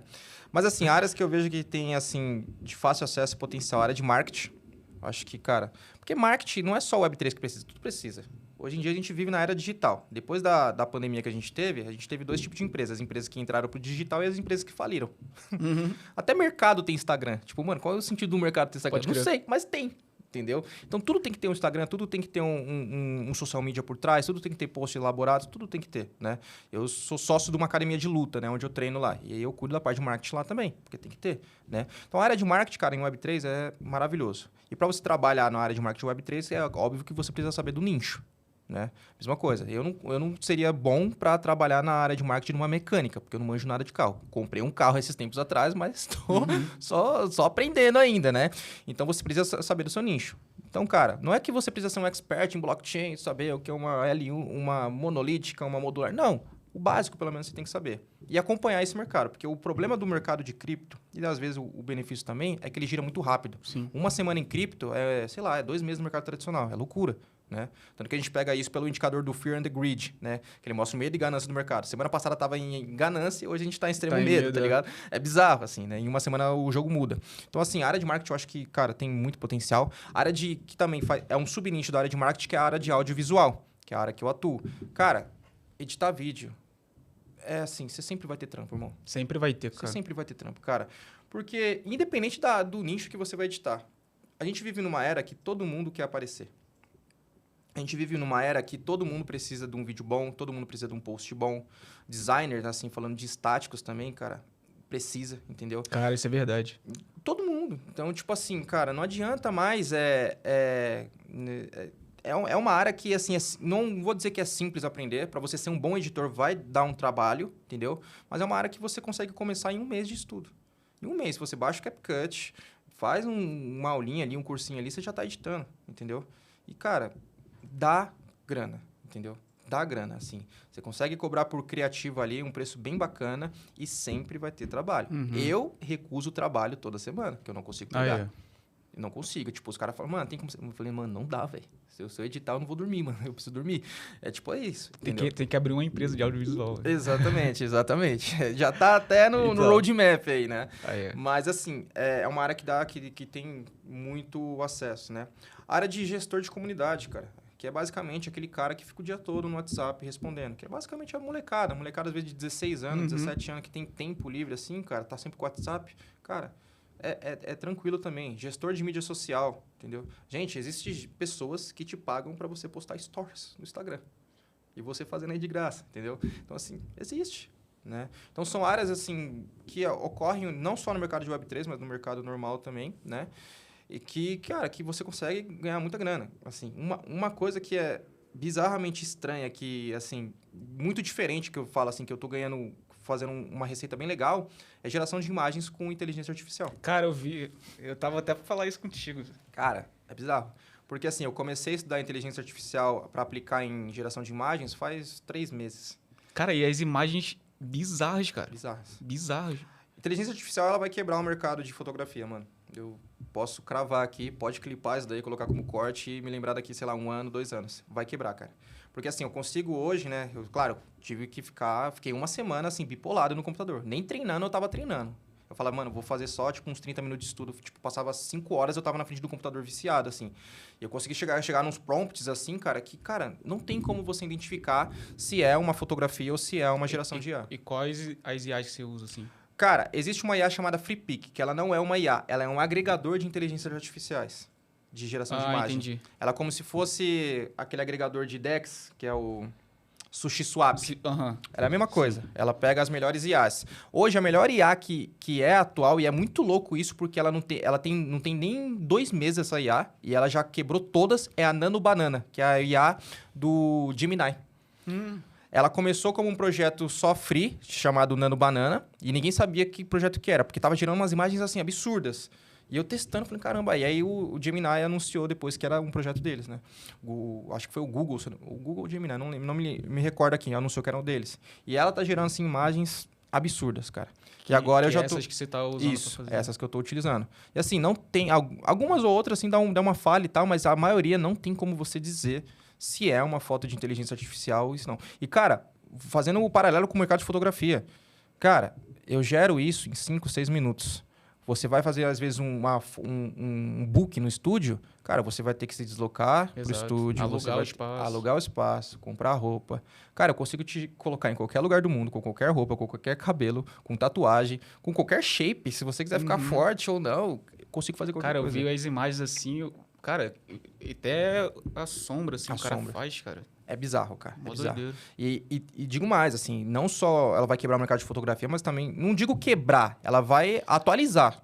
Atualizar, entendeu? Porque a IA, esse papo que a IA vai roubar empregos. Não. A IA vai fazer a rotação de empregos, de quem sabe mexer com IA e quem não sabe mexer com IA. E vai criar novos empregos também, cara. Assim como a internet criou. Exatamente. Cara, escritor de prompt já é um emprego. E, Caraca. cara, 1 ano atrás ninguém nem sabia que era isso. Entendeu? E é bizarro. O escritor de prompt é o cara que escreve... comando pra IA. O comando pra IA. Sim. Pô, mas você podia ser. Aí, Ela escreve... Pô, pra mim, cara, tipo, eu chego lá, eu escrevo umas paradas assim, ela olha... Não, cara, não é assim, não. Aí bota uns comandos lá sinistros. Caraca, mano. E, porra, aí consome, de fato, a IA da maneira que tem que consumir. É bizarro, cara. Cara, hoje eu falo mais com o ChatGPT do que qualquer pessoa. Eu tenho 5 agentes no ChatGPT, um pra cada função. Ah, maneiro. Um pra roteirizar vídeo, um pra estudo, um pra fazer prompt, entendeu? Então, tipo assim... São os teus especialistas. Os meus escravos. Não vou nem dizer funcionário porque eu pago a mensalidade, né? Mas os escravos mas meus escravos, entendeu? Pode crer. Então, tipo assim, cara, é isso que tá acontecendo, rotação. Quem se adaptar, cara, quem não se adaptar vai ficar pra trás. Mesma coisa que a gente teve ali da internet na pandemia. Quem não se adaptou ficou para trás. Agora com inteligência artificial é a mesma coisa. E eu já estou fazendo um upgrade agora para trabalhar com inteligência artificial com geração de vídeo. que também é outra coisa Pode bizarra. crer. Pode crer. Bizarra. Eu já tenho utilizado nos meus vídeos alguns takes utilizando inteligência artificial e se fica assim, É? cara, é maluco, entendeu? E eu falo assim, isso vai ser muito implementado no mercado de games, cara. Não só no mercado de games, mas também no mercado de filmes. Na minha concepção, os atores eles vão fechar contratos vitalícios. Porque, cara, qual faz o sentido, por exemplo? A gente tem muitos atores bons que já estão, né, digamos assim, no final da vida, né? Teve até o caso do Bruce Williams, né, que tá com a doença lá e e, tá com cara, demência, né? e se você faz um upload do cara com inteligência artificial, você consegue usar Tu o cara consegue usar o cara pro resto da pro resto- vida. pra sempre, entendeu? Na idade que você quiser. Na idade se que você quiser quiser. pegar ele na época do Pulp Fiction lá, tu pega Sim. ele. A gente teve o caso do Mandalorian, que foi a série da Disney e da Star sim. Wars, que utilizaram inteligência artificial pra fazer Luke Sim, Skywalker. pode crer, novo. pode crer. Pode ligado? crer. E, cara, é bizarro. É bizarro. Caraca, mano. Pô, é porque, tipo assim, eu vi até um dado interessante, assim, eu não vou lembrar agora qual o valor correto, mas o pessoal fala assim, mas a internet acabou com muitos empregos quando surgiu a internet. Mas, cara, a quantidade de empregos que a internet criou foi, eu acho que mais de 10 vezes a quantidade de empregos que ela acabou, assim. Sim. Cara, foi bizarro, assim, tipo, pô, própria mídias digitais, cara, não existia, cara. Não existia. Pergunta pessoal há anos atrás, fala, cara, eu vou ser gerenciador de mídias digitais. Cara, o que é isso, O cara? que é isso? Não, Então, não tipo, existe. a pessoa tem que se atualizar mesmo, cara, Sim. pra entrar nesse mercado. E é a rotação, cara. Tipo, a geração dos nossos pais, na minha concepção, é a última geração que vai assistir TV aberta. Sim, A nossa geração, cara, é streaming. a gente não assiste, cara. É streaming, YouTube, entendeu? No máximo pra assistir futebol, mas só Futebol. que, tipo, hoje em dia, pô, já tá até migrando pra canais de YouTube, essas Sim, paradas Twitch, assim. Daqui com a pouco, comentário, com as daqui paradas, a pouco nem entendeu? vai precisar. A geração dos nossos pais é a última que vai coisar a TV. Não é à toa que as TVs estão... As emissoras estão lançando canais de streaming, né? Globoplay, Exato, né? Tudo a mais. GE, TV, essas paradas assim, né? E quem bateria de frente 15 anos atrás falando que a TV ia falir? É, Quem Verdade. imagina? verdade. A mesma coisa que tem um cara que foi prêmio Nobel, que falou que o impacto da internet seria o mesmo impacto Do do fax. Um prêmio Nobel Eu de vi economia isso. falou isso. Cara, doideira, mano. Doideira. Tu olha pra trás assim, tu... putz. E, cara, a nossa geração, eu acho que é uma das gerações mais loucas, porque a gente passou pelas principais revoluções, cara. A gente passou pela revolução da internet, né? A gente é de 95. Cara, é. A gente pegou, cara, internet de escada, as primeiras mídias sociais, Verdade. Orkut, MSN. Eu sei, jovens, que vocês estão assistindo isso, vocês não sabem o que é isso, mas a gente não é tão velho assim, é vocês que são muito novos. Exato. Cara, mas assim, a gente nasceu numa geração privilegiada. Privilegiada. Cara, porque, eu tava até vendo um podcast do Bruno Perini, que ele fala sobre gerações. Cara, foi muito bom, cara, aquele podcast, porque o cara que foi lá, até esqueci o nome dele, mas ele fala assim, essa geração de 30 anos, 30 e pouco, é uma geração privilegiada porque a gente viveu a gente sabe como é que é uma infância sem internet, Sem internet. e uma infância com internet, uma infância sem celular e uma infância com celular. Exatamente. Então a gente sabe ter essa diferença. Agora, o pessoal de agora não sabe o que é viver sem internet. E querendo ou não, tipo, isso impacta diretamente, tipo, pro cara, eu quero, como você falou, pô, eu quero estudar aqui, pô, mas eu não... estudar leva tempo. Não aguento ficar parado lendo livro. Não aguento ficar parado aqui assistindo um vídeo de 3 horas lá do Caixa Estudo. É o padrão Pô, TikTok, vídeo de 1 minuto e meio. que o cara fica toda hora ali tendo recompensa É aquela dopamina falsa, né, Exato. que a gente tem. Mas Exato. eu falo assim, tipo, e não aprende nada. não aprende nada. A gente passou pelas principais revoluções, cara. A gente passou pela revolução da internet, a revolução das mídias sociais, a revolução da blockchain, que no nosso nicho a gente está vendo que a blockchain está sendo utilizada, por mais que seja muito nichada, a blockchain ela já está fazendo uma revolução, Sim. né? E agora a gente está passando pela revolução da inteligência artificial, Revolução do dinheiro. do dinheiro, entendeu? Então olha quanto... E aí que verdade, eu falo, cara. como Verdade. você vai planejar a sua vida para daqui 10 anos? Não dá, Não cara. dá. Entendeu? Às vezes tu... É verdade, cara. Pô, Não dá. tipo, tu perguntar pra uma criança lá uma criança de 15 anos, vai. O que tu quer ser? Cara, às vezes o emprego dela nem existe. Nem exista Nem mais. existe. Faz sentido você fazer uma faculdade de 5 anos que daqui a pouco talvez nem exista. E, galera, eu não tô falando que vocês não têm que fazer faculdade. Eu só tô falando que vocês têm que pensar muito bem. Porque nos dias de hoje, como as coisas estão se atualizando, cara, você corre o risco de você gastar 5 anos da sua vida e no final das contas nem existir mais. Uma parada. E em muitos casos, tipo assim, lá na Clever mesmo, a gente... por exemplo, programador. Cara, a gente não escolhe por diploma, cara. Tá ligado? Tipo, já passou o tempo de ver, assim, pegar o diploma do cara, mano, sabe fazer? Pô, sei, cara. Mostra Pô, o trampo, cara, já era. a gente tem gente lá que é formada em economia, mas o cara programa pra caramba. O cara é programador, cara. Sim. Tá ligado? O cara que trabalhou com a gente também, que era professor de química. Aí ele, pô, cara, agora com a pandemia, tava só dando aula gravada. Aí ele ficava com tempo livre. Aí, pô, com tempo livre ele aprendeu a programar. Aí ele quis trabalhar, aí entrou com a gente, trabalhou lá, aprendeu bastante. Irado, mano. Tá ligado? Então, tipo, hoje em dia... Mudou a dinâmica. Cara, mudou, cara. Mudou a Tem dinâmica. é mais você saber fazer do que você ter um papel dizendo que você Não, sabe fazer. E na Web3 é total Entendeu? isso. É. Na Web3 é você fazer indicação. Você Exato. fazer indicação. Exato. Cara, eu tenho um LinkedIn lá, eu não entro naquele negócio lá, tipo, faz uns 3 meses que eu odeio aquele negócio lá, entendeu? Mas, e todos os trampos que eu pego é o quê? Indicação e também que eu já tenho um certo nome que a galera já sabe que eu faço, entendeu? Sim, sim, então, certeza. cara, mostra o seu trabalho, faz da maneira correta. E uma dica que eu deixo, até mesmo quando você for fechar um trabalho, feche pela porta da frente. Entendeu? Que, cara, tipo assim, não vai dar, beleza, a gente encerra aqui, mas sai na boa, entendeu? Porque tem muita gente que às vezes, né, fica às vezes... sai na... tretada, essas coisas, e não é bom. O nosso mercado é uma bolha, todo mundo se conhece, entendeu? Então, quanto mais amizade você tiver, quanto mais coisas tiver, tá ótimo, entendeu? Pode crer. Cara, e assim, falando... você atua como produtor de vídeo, editor também. Aí eu botei até essa pergunta aqui mais pra mim, tá ligado? Que eu tô entrando nessa área, tô curtindo. E, cara, o que você indica a essa pessoa estudar, assim? Tipo, pô, na questão de posicionamento de frente à câmera, pô, sei lá, oratória, em relação a você criar um roteiro, entendeu? Tipo, um roteiro legal, um roteiro que prenda a atenção da pessoa, porque hoje... Como você disse, cara, a gente está disputando a atenção o tempo todo, né? O tempo todo. Então, cara, qual a dica que você dá assim, para o cara criar um bom roteiro, criar um bom... eles chamam até de gancho, né? Sim, sim. Cara, o primeiro ponto é entender que, cara, o seu primeiro vídeo vai ficar ruim. Talvez o segundo, o terceiro, o quarto, o quinto. Se você puxar no meu perfil, eu não excluo meus vídeos. Deixo lá. Meus primeiros vídeos estavam horríveis, assim. Pelo menos eu tinha cabelo naquela época, né? Mas, enfim, tava muito ruim, né? Então, é você entender isso. Não fica buscando a perfeição. Porque tem muita gente que fica nessa, não tá bom, não vou postar, não tá bom, não vai postar. Nunca vai ficar, cara. Nunca vai ficar. Os vídeos que eu posto até hoje, que muita gente, assim, elogia, modesta parte, assim, a galera curte, pra mim, às vezes, não fica bom, entendeu? E tá tudo bem, entendeu? Segundo ponto, cara, as dicas que eu dou pra quem tá começando. Utiliza a estratégia do 3 e do 5. Qual que é essa estratégia? Tudo pode virar um roteiro. Tudo. Então, o bom da internet é que ela deu acesso a gente ensinar o que a gente sabe e captar pessoas que queiram aprender o que a gente sabe. Esse é um dos pontos principais da internet. Por exemplo, eu comecei a dirigir esses tempos, né? E eu fico vendo muito vídeo no YouTube de direção. E dirigir, praticamente todo mundo sabe dirigir. Então, às vezes, você pode fazer um canal ensinando a dirigir. Ah, mas eu não tenho nada o que ensinar. Você tem alguma coisa que ensinar. Você tem, tá? E qual que é a estratégia do 3 e do 5? Cara, 3 dicas de não sei o quê. 5 coisas que não sei o quê. 3 de não sei o que. Isso funciona muito para quem está começando. Tanto que vocês podem ver que direto aparecem esses vídeos. Tá? 3 dicas de livros para melhorar que você pode aprender economia. Né? 5 criptomoedas para esse ciclo. Caraca, é verdade. Entendeu? Então, tipo, você já montou um roteiro. Tá?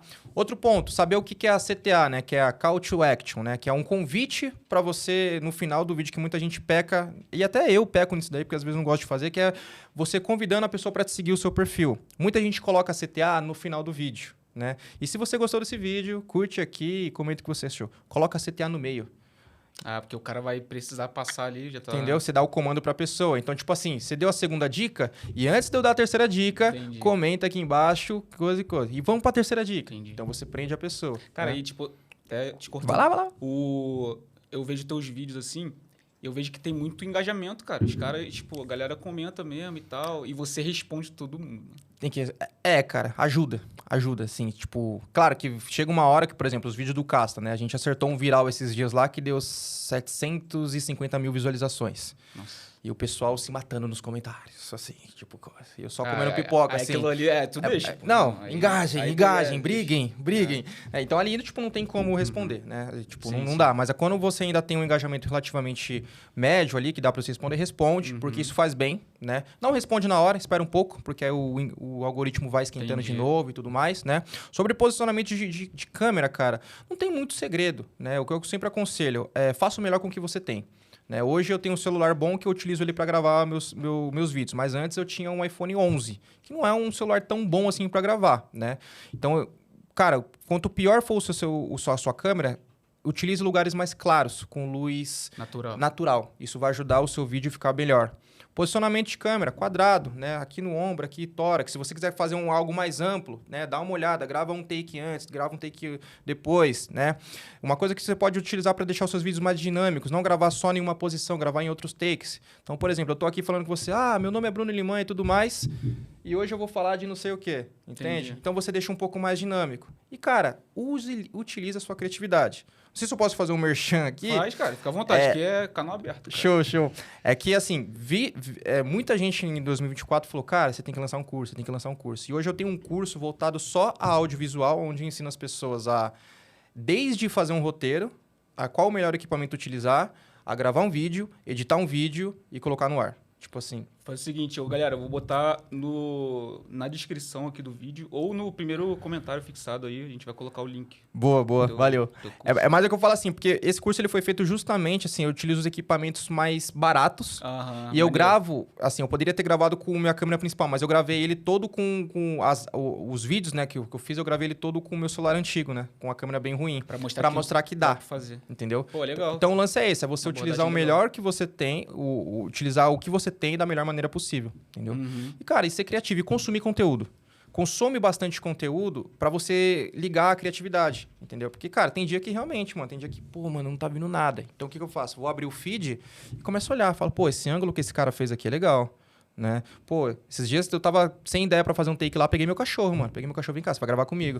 Aí gravei, porque prende. Eu tava falando de um assunto, às vezes, complexo, mas prende, porque a pessoa fica olhando o cachorro. Eu vi esse vídeo. Entendeu? Entendeu? E fica legal, entendeu? Então, tipo assim, você consegue prender. Sim, né? sim. Você falando, tipo, consumir conteúdo, e é algo que eu tenho feito muito, cara, ultimamente. Muito, muito mesmo. Eu já consumia, só que eu consumia, tipo, conteúdos que... muito por hobby, assim. Sim. Por exemplo, eu curto, apesar de não parecer, mas eu curto muito fisiculturista, tá ligado? Boa. Fisiculturismo não, e tal. parece, pô. Aí eu acompanho e tal, aí ficava acompanhando direto. Caraca, sabia o nome de... Não sei ainda o nome de cada um, aí acompanhava a Olímpia, não sei o que e tal. Mas por hobby, tá ligado? Sim. E aí eu comecei a fazer isso com cripto também, pô. Tipo, se tornou um hobby pra mim, não um trabalho. Tipo, consumir, como agora a gente tá com podcast, consumir muito podcast de cripto, cara. Boa. Tipo, ver, cara, o que cada pessoa pode agregar. Cara, e assim, a gente tem um podcast aqui e é um privilégio pra vocês, mas, cara, é um privilégio muito maior pra mim, cara. De estar conversando com pessoas muito relevantes no mercado aqui na minha frente e, cara, perguntar o que eu quiser, tá ligado? Irado. Isso, tipo, caraca, eu posso perguntar o que eu quiser e não ficar esperando alguém que faça essa pergunta por mim, pode tá crer. ligado? Então, tipo, eu tenho consumido esse tipo de conteúdo e tem me trazido muitos ganhos, assim. Sim, uma dica que eu dou às vezes, pra você trazer, não só pra você, mas pra galera que quer produzir conteúdo em cripto, consome conteúdo Web 2. Porque aí você traz referências de Web 2 para cripto. Sim. Tá ligado? Eu faço muito isso. Tem muito gancho, muita coisa que eu utilizo de que vem de Web 2. Só que a galera de cripto ainda não pegou. Então eu trago pra cá e aí, tipo, você consegue dar uma inovada. Você adapta ali. Adapta, porque acontece, cara, nosso mercado é uma bolha. Então, tipo assim, aconteceu alguma coisa. Mano, deu uma notícia lá. Mano, você vai ver uns 30 vídeos falando da mesma notícia. Meu Deus do céu, parece Jornal Nacional.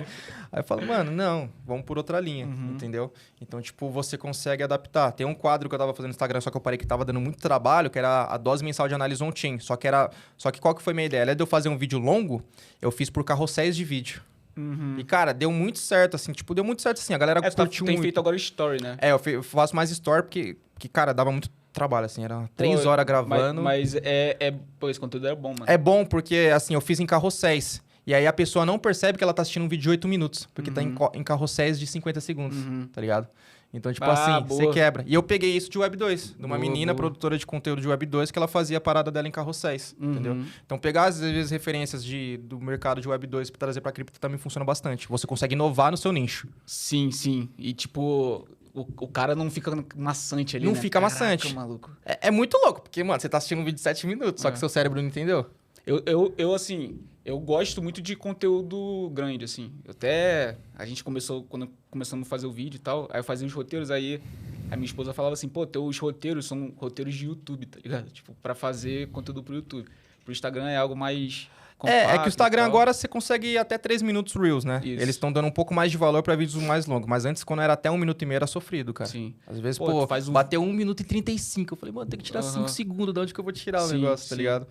E aí, tipo assim, eu curto consumir conteúdo mais longo, cara, podcast. Até por isso, acho que eu tô curtindo pra caramba fazer isso daqui, tá ligado? Sim. Então, porque é um conteúdo que eu já consumo muito podcast. Seja no carro, seja, pô, em casa mesmo, assistindo. Então, tipo, essa tua dica que tu falou de consumir os conteúdos que, pô, cara, consumir conteúdo mesmo, cara. Sim. Seja... Você tá estudando. Você tá estudando. Ele... Pô, às vezes eu posso pegar uma referência do fisiculturismo, uma parada que eu curto. Caraca, Não, eu gravei um vídeo esses dias dentro da academia que eu treino. Que era contando a história do Rory McDonald, que foi um dos primeiros lutadores do UFC. Sim. E, cara, é um vídeo de eu Bitcoin, treinando. né? Tá ligado? Tipo, é um vídeo de eu treinando. Eu tô pulando corda, daqui a pouco eu tô no saco de pancada e tal. E contando a história do cara. Mano, aquele vídeo ali, assim, geral me elogiou. Falou, cara, que genial. Só que, mano, é tipo uma parada do meu dia a dia. Eu já treino todo dia. Sim. E aí eu lembrei dessa história dele, né? Eu falei, cara, eu acho que dá match. Eu vou fazer maneiro, a parada, entendeu? Então, sim. Tipo, deu bom, tá ligado? Top demais, cara. E assim, a gente chegando nos finalmente aqui. Cara, passou até rápido pra caraca. Sinal que mas é bom, cara, é bom. Quando é bom assim, cara, a conversa vai rapidinho. Pra gente finalizar, a gente olhando as leituras on-chain que vocês têm feito, você tem feito ultimamente, os dados mostrando o momento atual do mercado. Cara, para esse ciclo, assim, o que vocês têm enxergado? O que vocês têm visto, assim, para os próximas semanas, próximos meses, talvez, até o final do ano? Que vocês já têm alguma noção para qual caminho a gente está indo? Cara, on-chain não tá tão legal a situação, tá? A gente vê long-term holders liquidando as suas posições, a gente vê bitcoins que não são movimentados há mais de um ano, que também é um indicador interessante, começando a ser movimentados, né? Então, quando a gente vê moedas paradas há muito tempo sendo movimentadas... Pô, esse indicador é interessante. É muito bom, e ele é muito assertivo também, tá? Só que tem um lance. A gente está começando a entrar em período de corte de juros, né? A gente vai ter um corte agora em outubro e provavelmente a gente vai ter mais um corte em dezembro. Em dezembro ou novembro? Eu acho que é... Acho que é em novembro. Eu acho que é novembro, cara. Então, tipo assim, o que a gente bate? A gente tá batido muita cabeça lá na tese. Cara, não é que não tem como. Seria a primeira vez que a gente entraria num período de bear com expansão monetária. Isso nunca aconteceu. Né? Claro que a gente não tem muita referência, né? Foram apenas 4 ciclos, contando do Gênesis, que nem conta que é um ciclo, né? Então, assim, a gente ainda acredita em mais uma pernada de alta, tá? Essa correção, como eu disse, foi uma correção ocasionada por derivativos, não foi uma correção que, tipo assim, as pessoas estão vendendo. Não, entre aspas, estão, mas é uma correção que é inflada pelo mercado de derivativos. É uma correção que aconteceu referente a isso. Mas a nossa expectativa é que a gente ainda tenha mais uma pernada de alta, tá? E aí acompanhar as questões macroeconômicas, cara. Infelizmente, enquanto o Trump tiver internet, a gente tá na mão dele. E é fogo que, tipo assim, levando pro lado macroeconômico, eu acho que eu nunca, pelo menos desde que eu me entendo, assim, eu nunca vi o mundo tão... instável, volátil. Instável. Cara, tipo assim, muita... Cara, parece que cada vez mais próximo de acontecer alguma merda muito grande. Porque, tipo, aquieta aqui, aí Israel solta uma bomba. Aí aquieta aqui, aí a Ucrânia e a Rússia começam a brigar de novo. Aí agora a Venezuela aqui com os Estados Unidos já... É bizarro. Por isso que eu falo, cara, é muito difícil você planejar a sua vida para longo prazo no mundo que a gente tá vivendo. É muito volátil as coisas, cara. A gente tá vivendo um período que, como você disse, a qualquer momento pode acontecer ou estourar um BO muito forte, né? Sim. Então, é difícil prever, né? Mas E tinha até gente falando, fazendo uma correlação com o ouro, né? Que o ouro deu uma subida. Esticou e agora deu uma correção. E aí falaram, tipo assim, cara, geralmente... Pô, o ouro tava batendo all-time highs aí. E aí, cara, geralmente quando acontece umas paradas assim com o ouro, vem seguido de alguma... É proteção, né? As pessoas estão buscando proteção, né? Isso sempre aconteceu, né? O ouro crescendo. Inclusive, parece que as reservas dos bancos agora, se não me engano, nos Estados Unidos, pela primeira vez tem mais ouro do que dólares. Do que título. Título, isso. Eu vi então, isso. foi a primeira vez que isso aconteceu, entendeu? Então, teve esse flip, né? Então, assim, estão esperando alguma coisa ruim, né? E, entre aspas, nosso mercado acaba se beneficiando disso, né? Porque se o Bitcoin ele começa a ter um papel como ouro, né? A gente começa a ter esse olhar também para o Bitcoin, né? E é muito louco. A gente fez até um estudo na terça-feira, se não me engano, que o Vitor trouxe, se não me engano, que se tivesse 1% do flip do ouro que virasse o caixa de ouro para Bitcoin, o preço do Bitcoin bateria, eu acho que mais de $130 mil. Né? Isso no atual momento. Né? Então, isso pode acontecer. Né? A gente percebe que, conforme o Bitcoin vai ficando conhecido, as pessoas começam a ver não só a utilidade dele, como na questão de valorização, mas a utilidade real dele. Né? A gente viu aí Rússia, China fazendo negociações utilizando Bitcoin. E, né? e isso é bem interessante porque, tipo assim, o Bitcoin como um ouro, cara, vai ser muito bom, mas eu acho que vai ser até melhor, porque, tipo, recentemente apareceu notícia aí que já surgiu uma mina de ouro, né? Aí lá na China. Não sei, 500, não sei quantos bilhões, sei lá, milhões. E aí, cara, aí tu começa a perceber, né? Cara, com a gente aumentando aí a capacidade de tecnologia e tal, cara, será que não vai surgir mais ouros? Exatamente. E o Bitcoin não, cara. Tu sabe que vai ser 21 bilhões ali, fora os que estão perdidos aí pela... Tem até a história da Espanha. A Espanha quase faliu por causa de prata, cara. Sério? Acho que nos anos 1800, 1900, não lembro qual foi, eles acharam uma mina, que hoje é na região da Bolívia, né? A mina de Potosí, e tinha, assim, prata absurdamente. E eles ficaram super felizes e tal, e trouxeram, né, a prata para cá. Só que esqueceram do conceito da inflação, né? E aí a prata acabou perdendo todo o valor, e eles começaram a se endividar bastante, e foi uma inflação até que corroeu toda a Europa na época. Né? Então eles quase faliram por causa disso, né? Então, realmente, inflação programável, só Bitcoin. Sim, exato. Cara, e pra gente fechar agora, fechar de fato, a gente faz uma dinâmica aqui com alguns entrevistados, aí a gente pede, no final a gente pede três alguma coisa. Eita. E aí a gente já teve com... nosso primeiro episódio foi com o pessoal da Clever aqui, a gente falou de 3 dicas de segurança para pessoal em cripto. A gente fez também com o pessoal voltado para educação. Não sei se tu conhece a Priscila e o Tony. Sim, pô, meus brothers, tá. pô. A gente fez um episódio com eles também, falando sobre o Código Brazuca e tal. E aí eles falaram sobre questão de educação. E aí também pedi 3 dicas pra galera.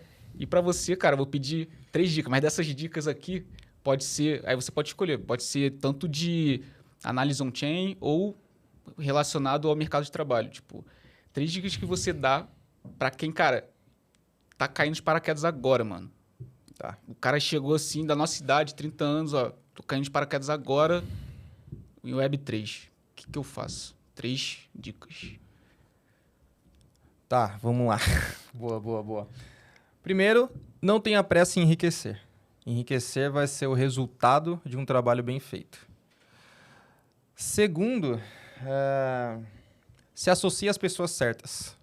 Essa eu acho que é a mais importante, principalmente para quem quer trabalhar com Web3. Tem muito trambiqueiro também, né? Muito, muito. Se associe às pessoas certas. E terceiro, dá tempo. Dá tempo. Por mais que às vezes você tenha seus 40, 50, 60 anos e tá pensando em migrar de carreira agora. Dá tempo. Nosso mercado ainda está só começando e precisa de muito profissional de qualidade. Profissional, não vou nem falar experiente, mas profissional que tenha vontade de aprender e vontade de fazer. Porque vontade de aprender é uma coisa, vontade de fazer é outra. Acho que é isso. Cara, top. A primeira que tu falou, eu já liguei aqui porque o Casta fala bastante de, tipo, cara, ao invés de tu querer enriquecer com a geminha lá, com comprar cripto, cara, faça parte do movimento. Entra, cara, trabalhe nisso, tá ligado? Que aí você vai conseguir enriquecer assim. Sim, total. E às vezes não é nem enriquecer, cara. Às vezes você tem uma qualidade de vida boa, cara. Sim, exato. Cara, tudo o que eu tenho nesses últimos 2 anos foi conquistado com o dinheiro de Web3. Aí. Né? Tipo, eu pago conta... O carro. Eu pago conta com Web3, eu compro comida com o dinheiro de Web3, eu paguei meu carro com Web3, vou em breve comprar meu apartamento com dinheiro de Web3. Top. É um mercado de trabalho. É só ver isso, entendeu? Brunão, Obrigadão, cara, Eu que por ter agradeço, vindo. mano. Cara, com certeza vou querer você aqui novamente Tamo mais aí, vezes. pô. Vamos nessa. Beleza? Cara, conversa muito boa. Obrigado por estar aqui com a gente. Foi isso, galera. Primeiro, antes da gente finalizar, cara, olha pra câmera aí, fala tuas redes sociais, vende Boa. teu peixe aí, Vamos nessa. teu curso. Fica à vontade. Maravilha. Bom, primeiro agradecer o convite aí do Vitor. Cara, obrigado mesmo, o papo foi muito legal. E bom, para quem quiser acompanhar mais conteúdos aí de análise on-chain, produção de conteúdo, audiovisual, de vez em quando eu posto algumas pancadarias nos meus treinos, mas é bem de vez em quando. Me sigam lá no Instagram, o Bruno Liman, no Twitter também, o Bruno Liman, e no YouTube, em breve, vou começar a produzir conteúdo para lá, eu prometo. Só preciso sair de alguns trampos para conseguir focar nisso. É o Bruno Liman também, Liman com N, tá? Foi um prazer falar com vocês e tamo junto, galera. Valeu. Valeu, galera. Esse aqui foi mais um episódio do Descentraliza aí. Ficamos por aqui. Até a próxima.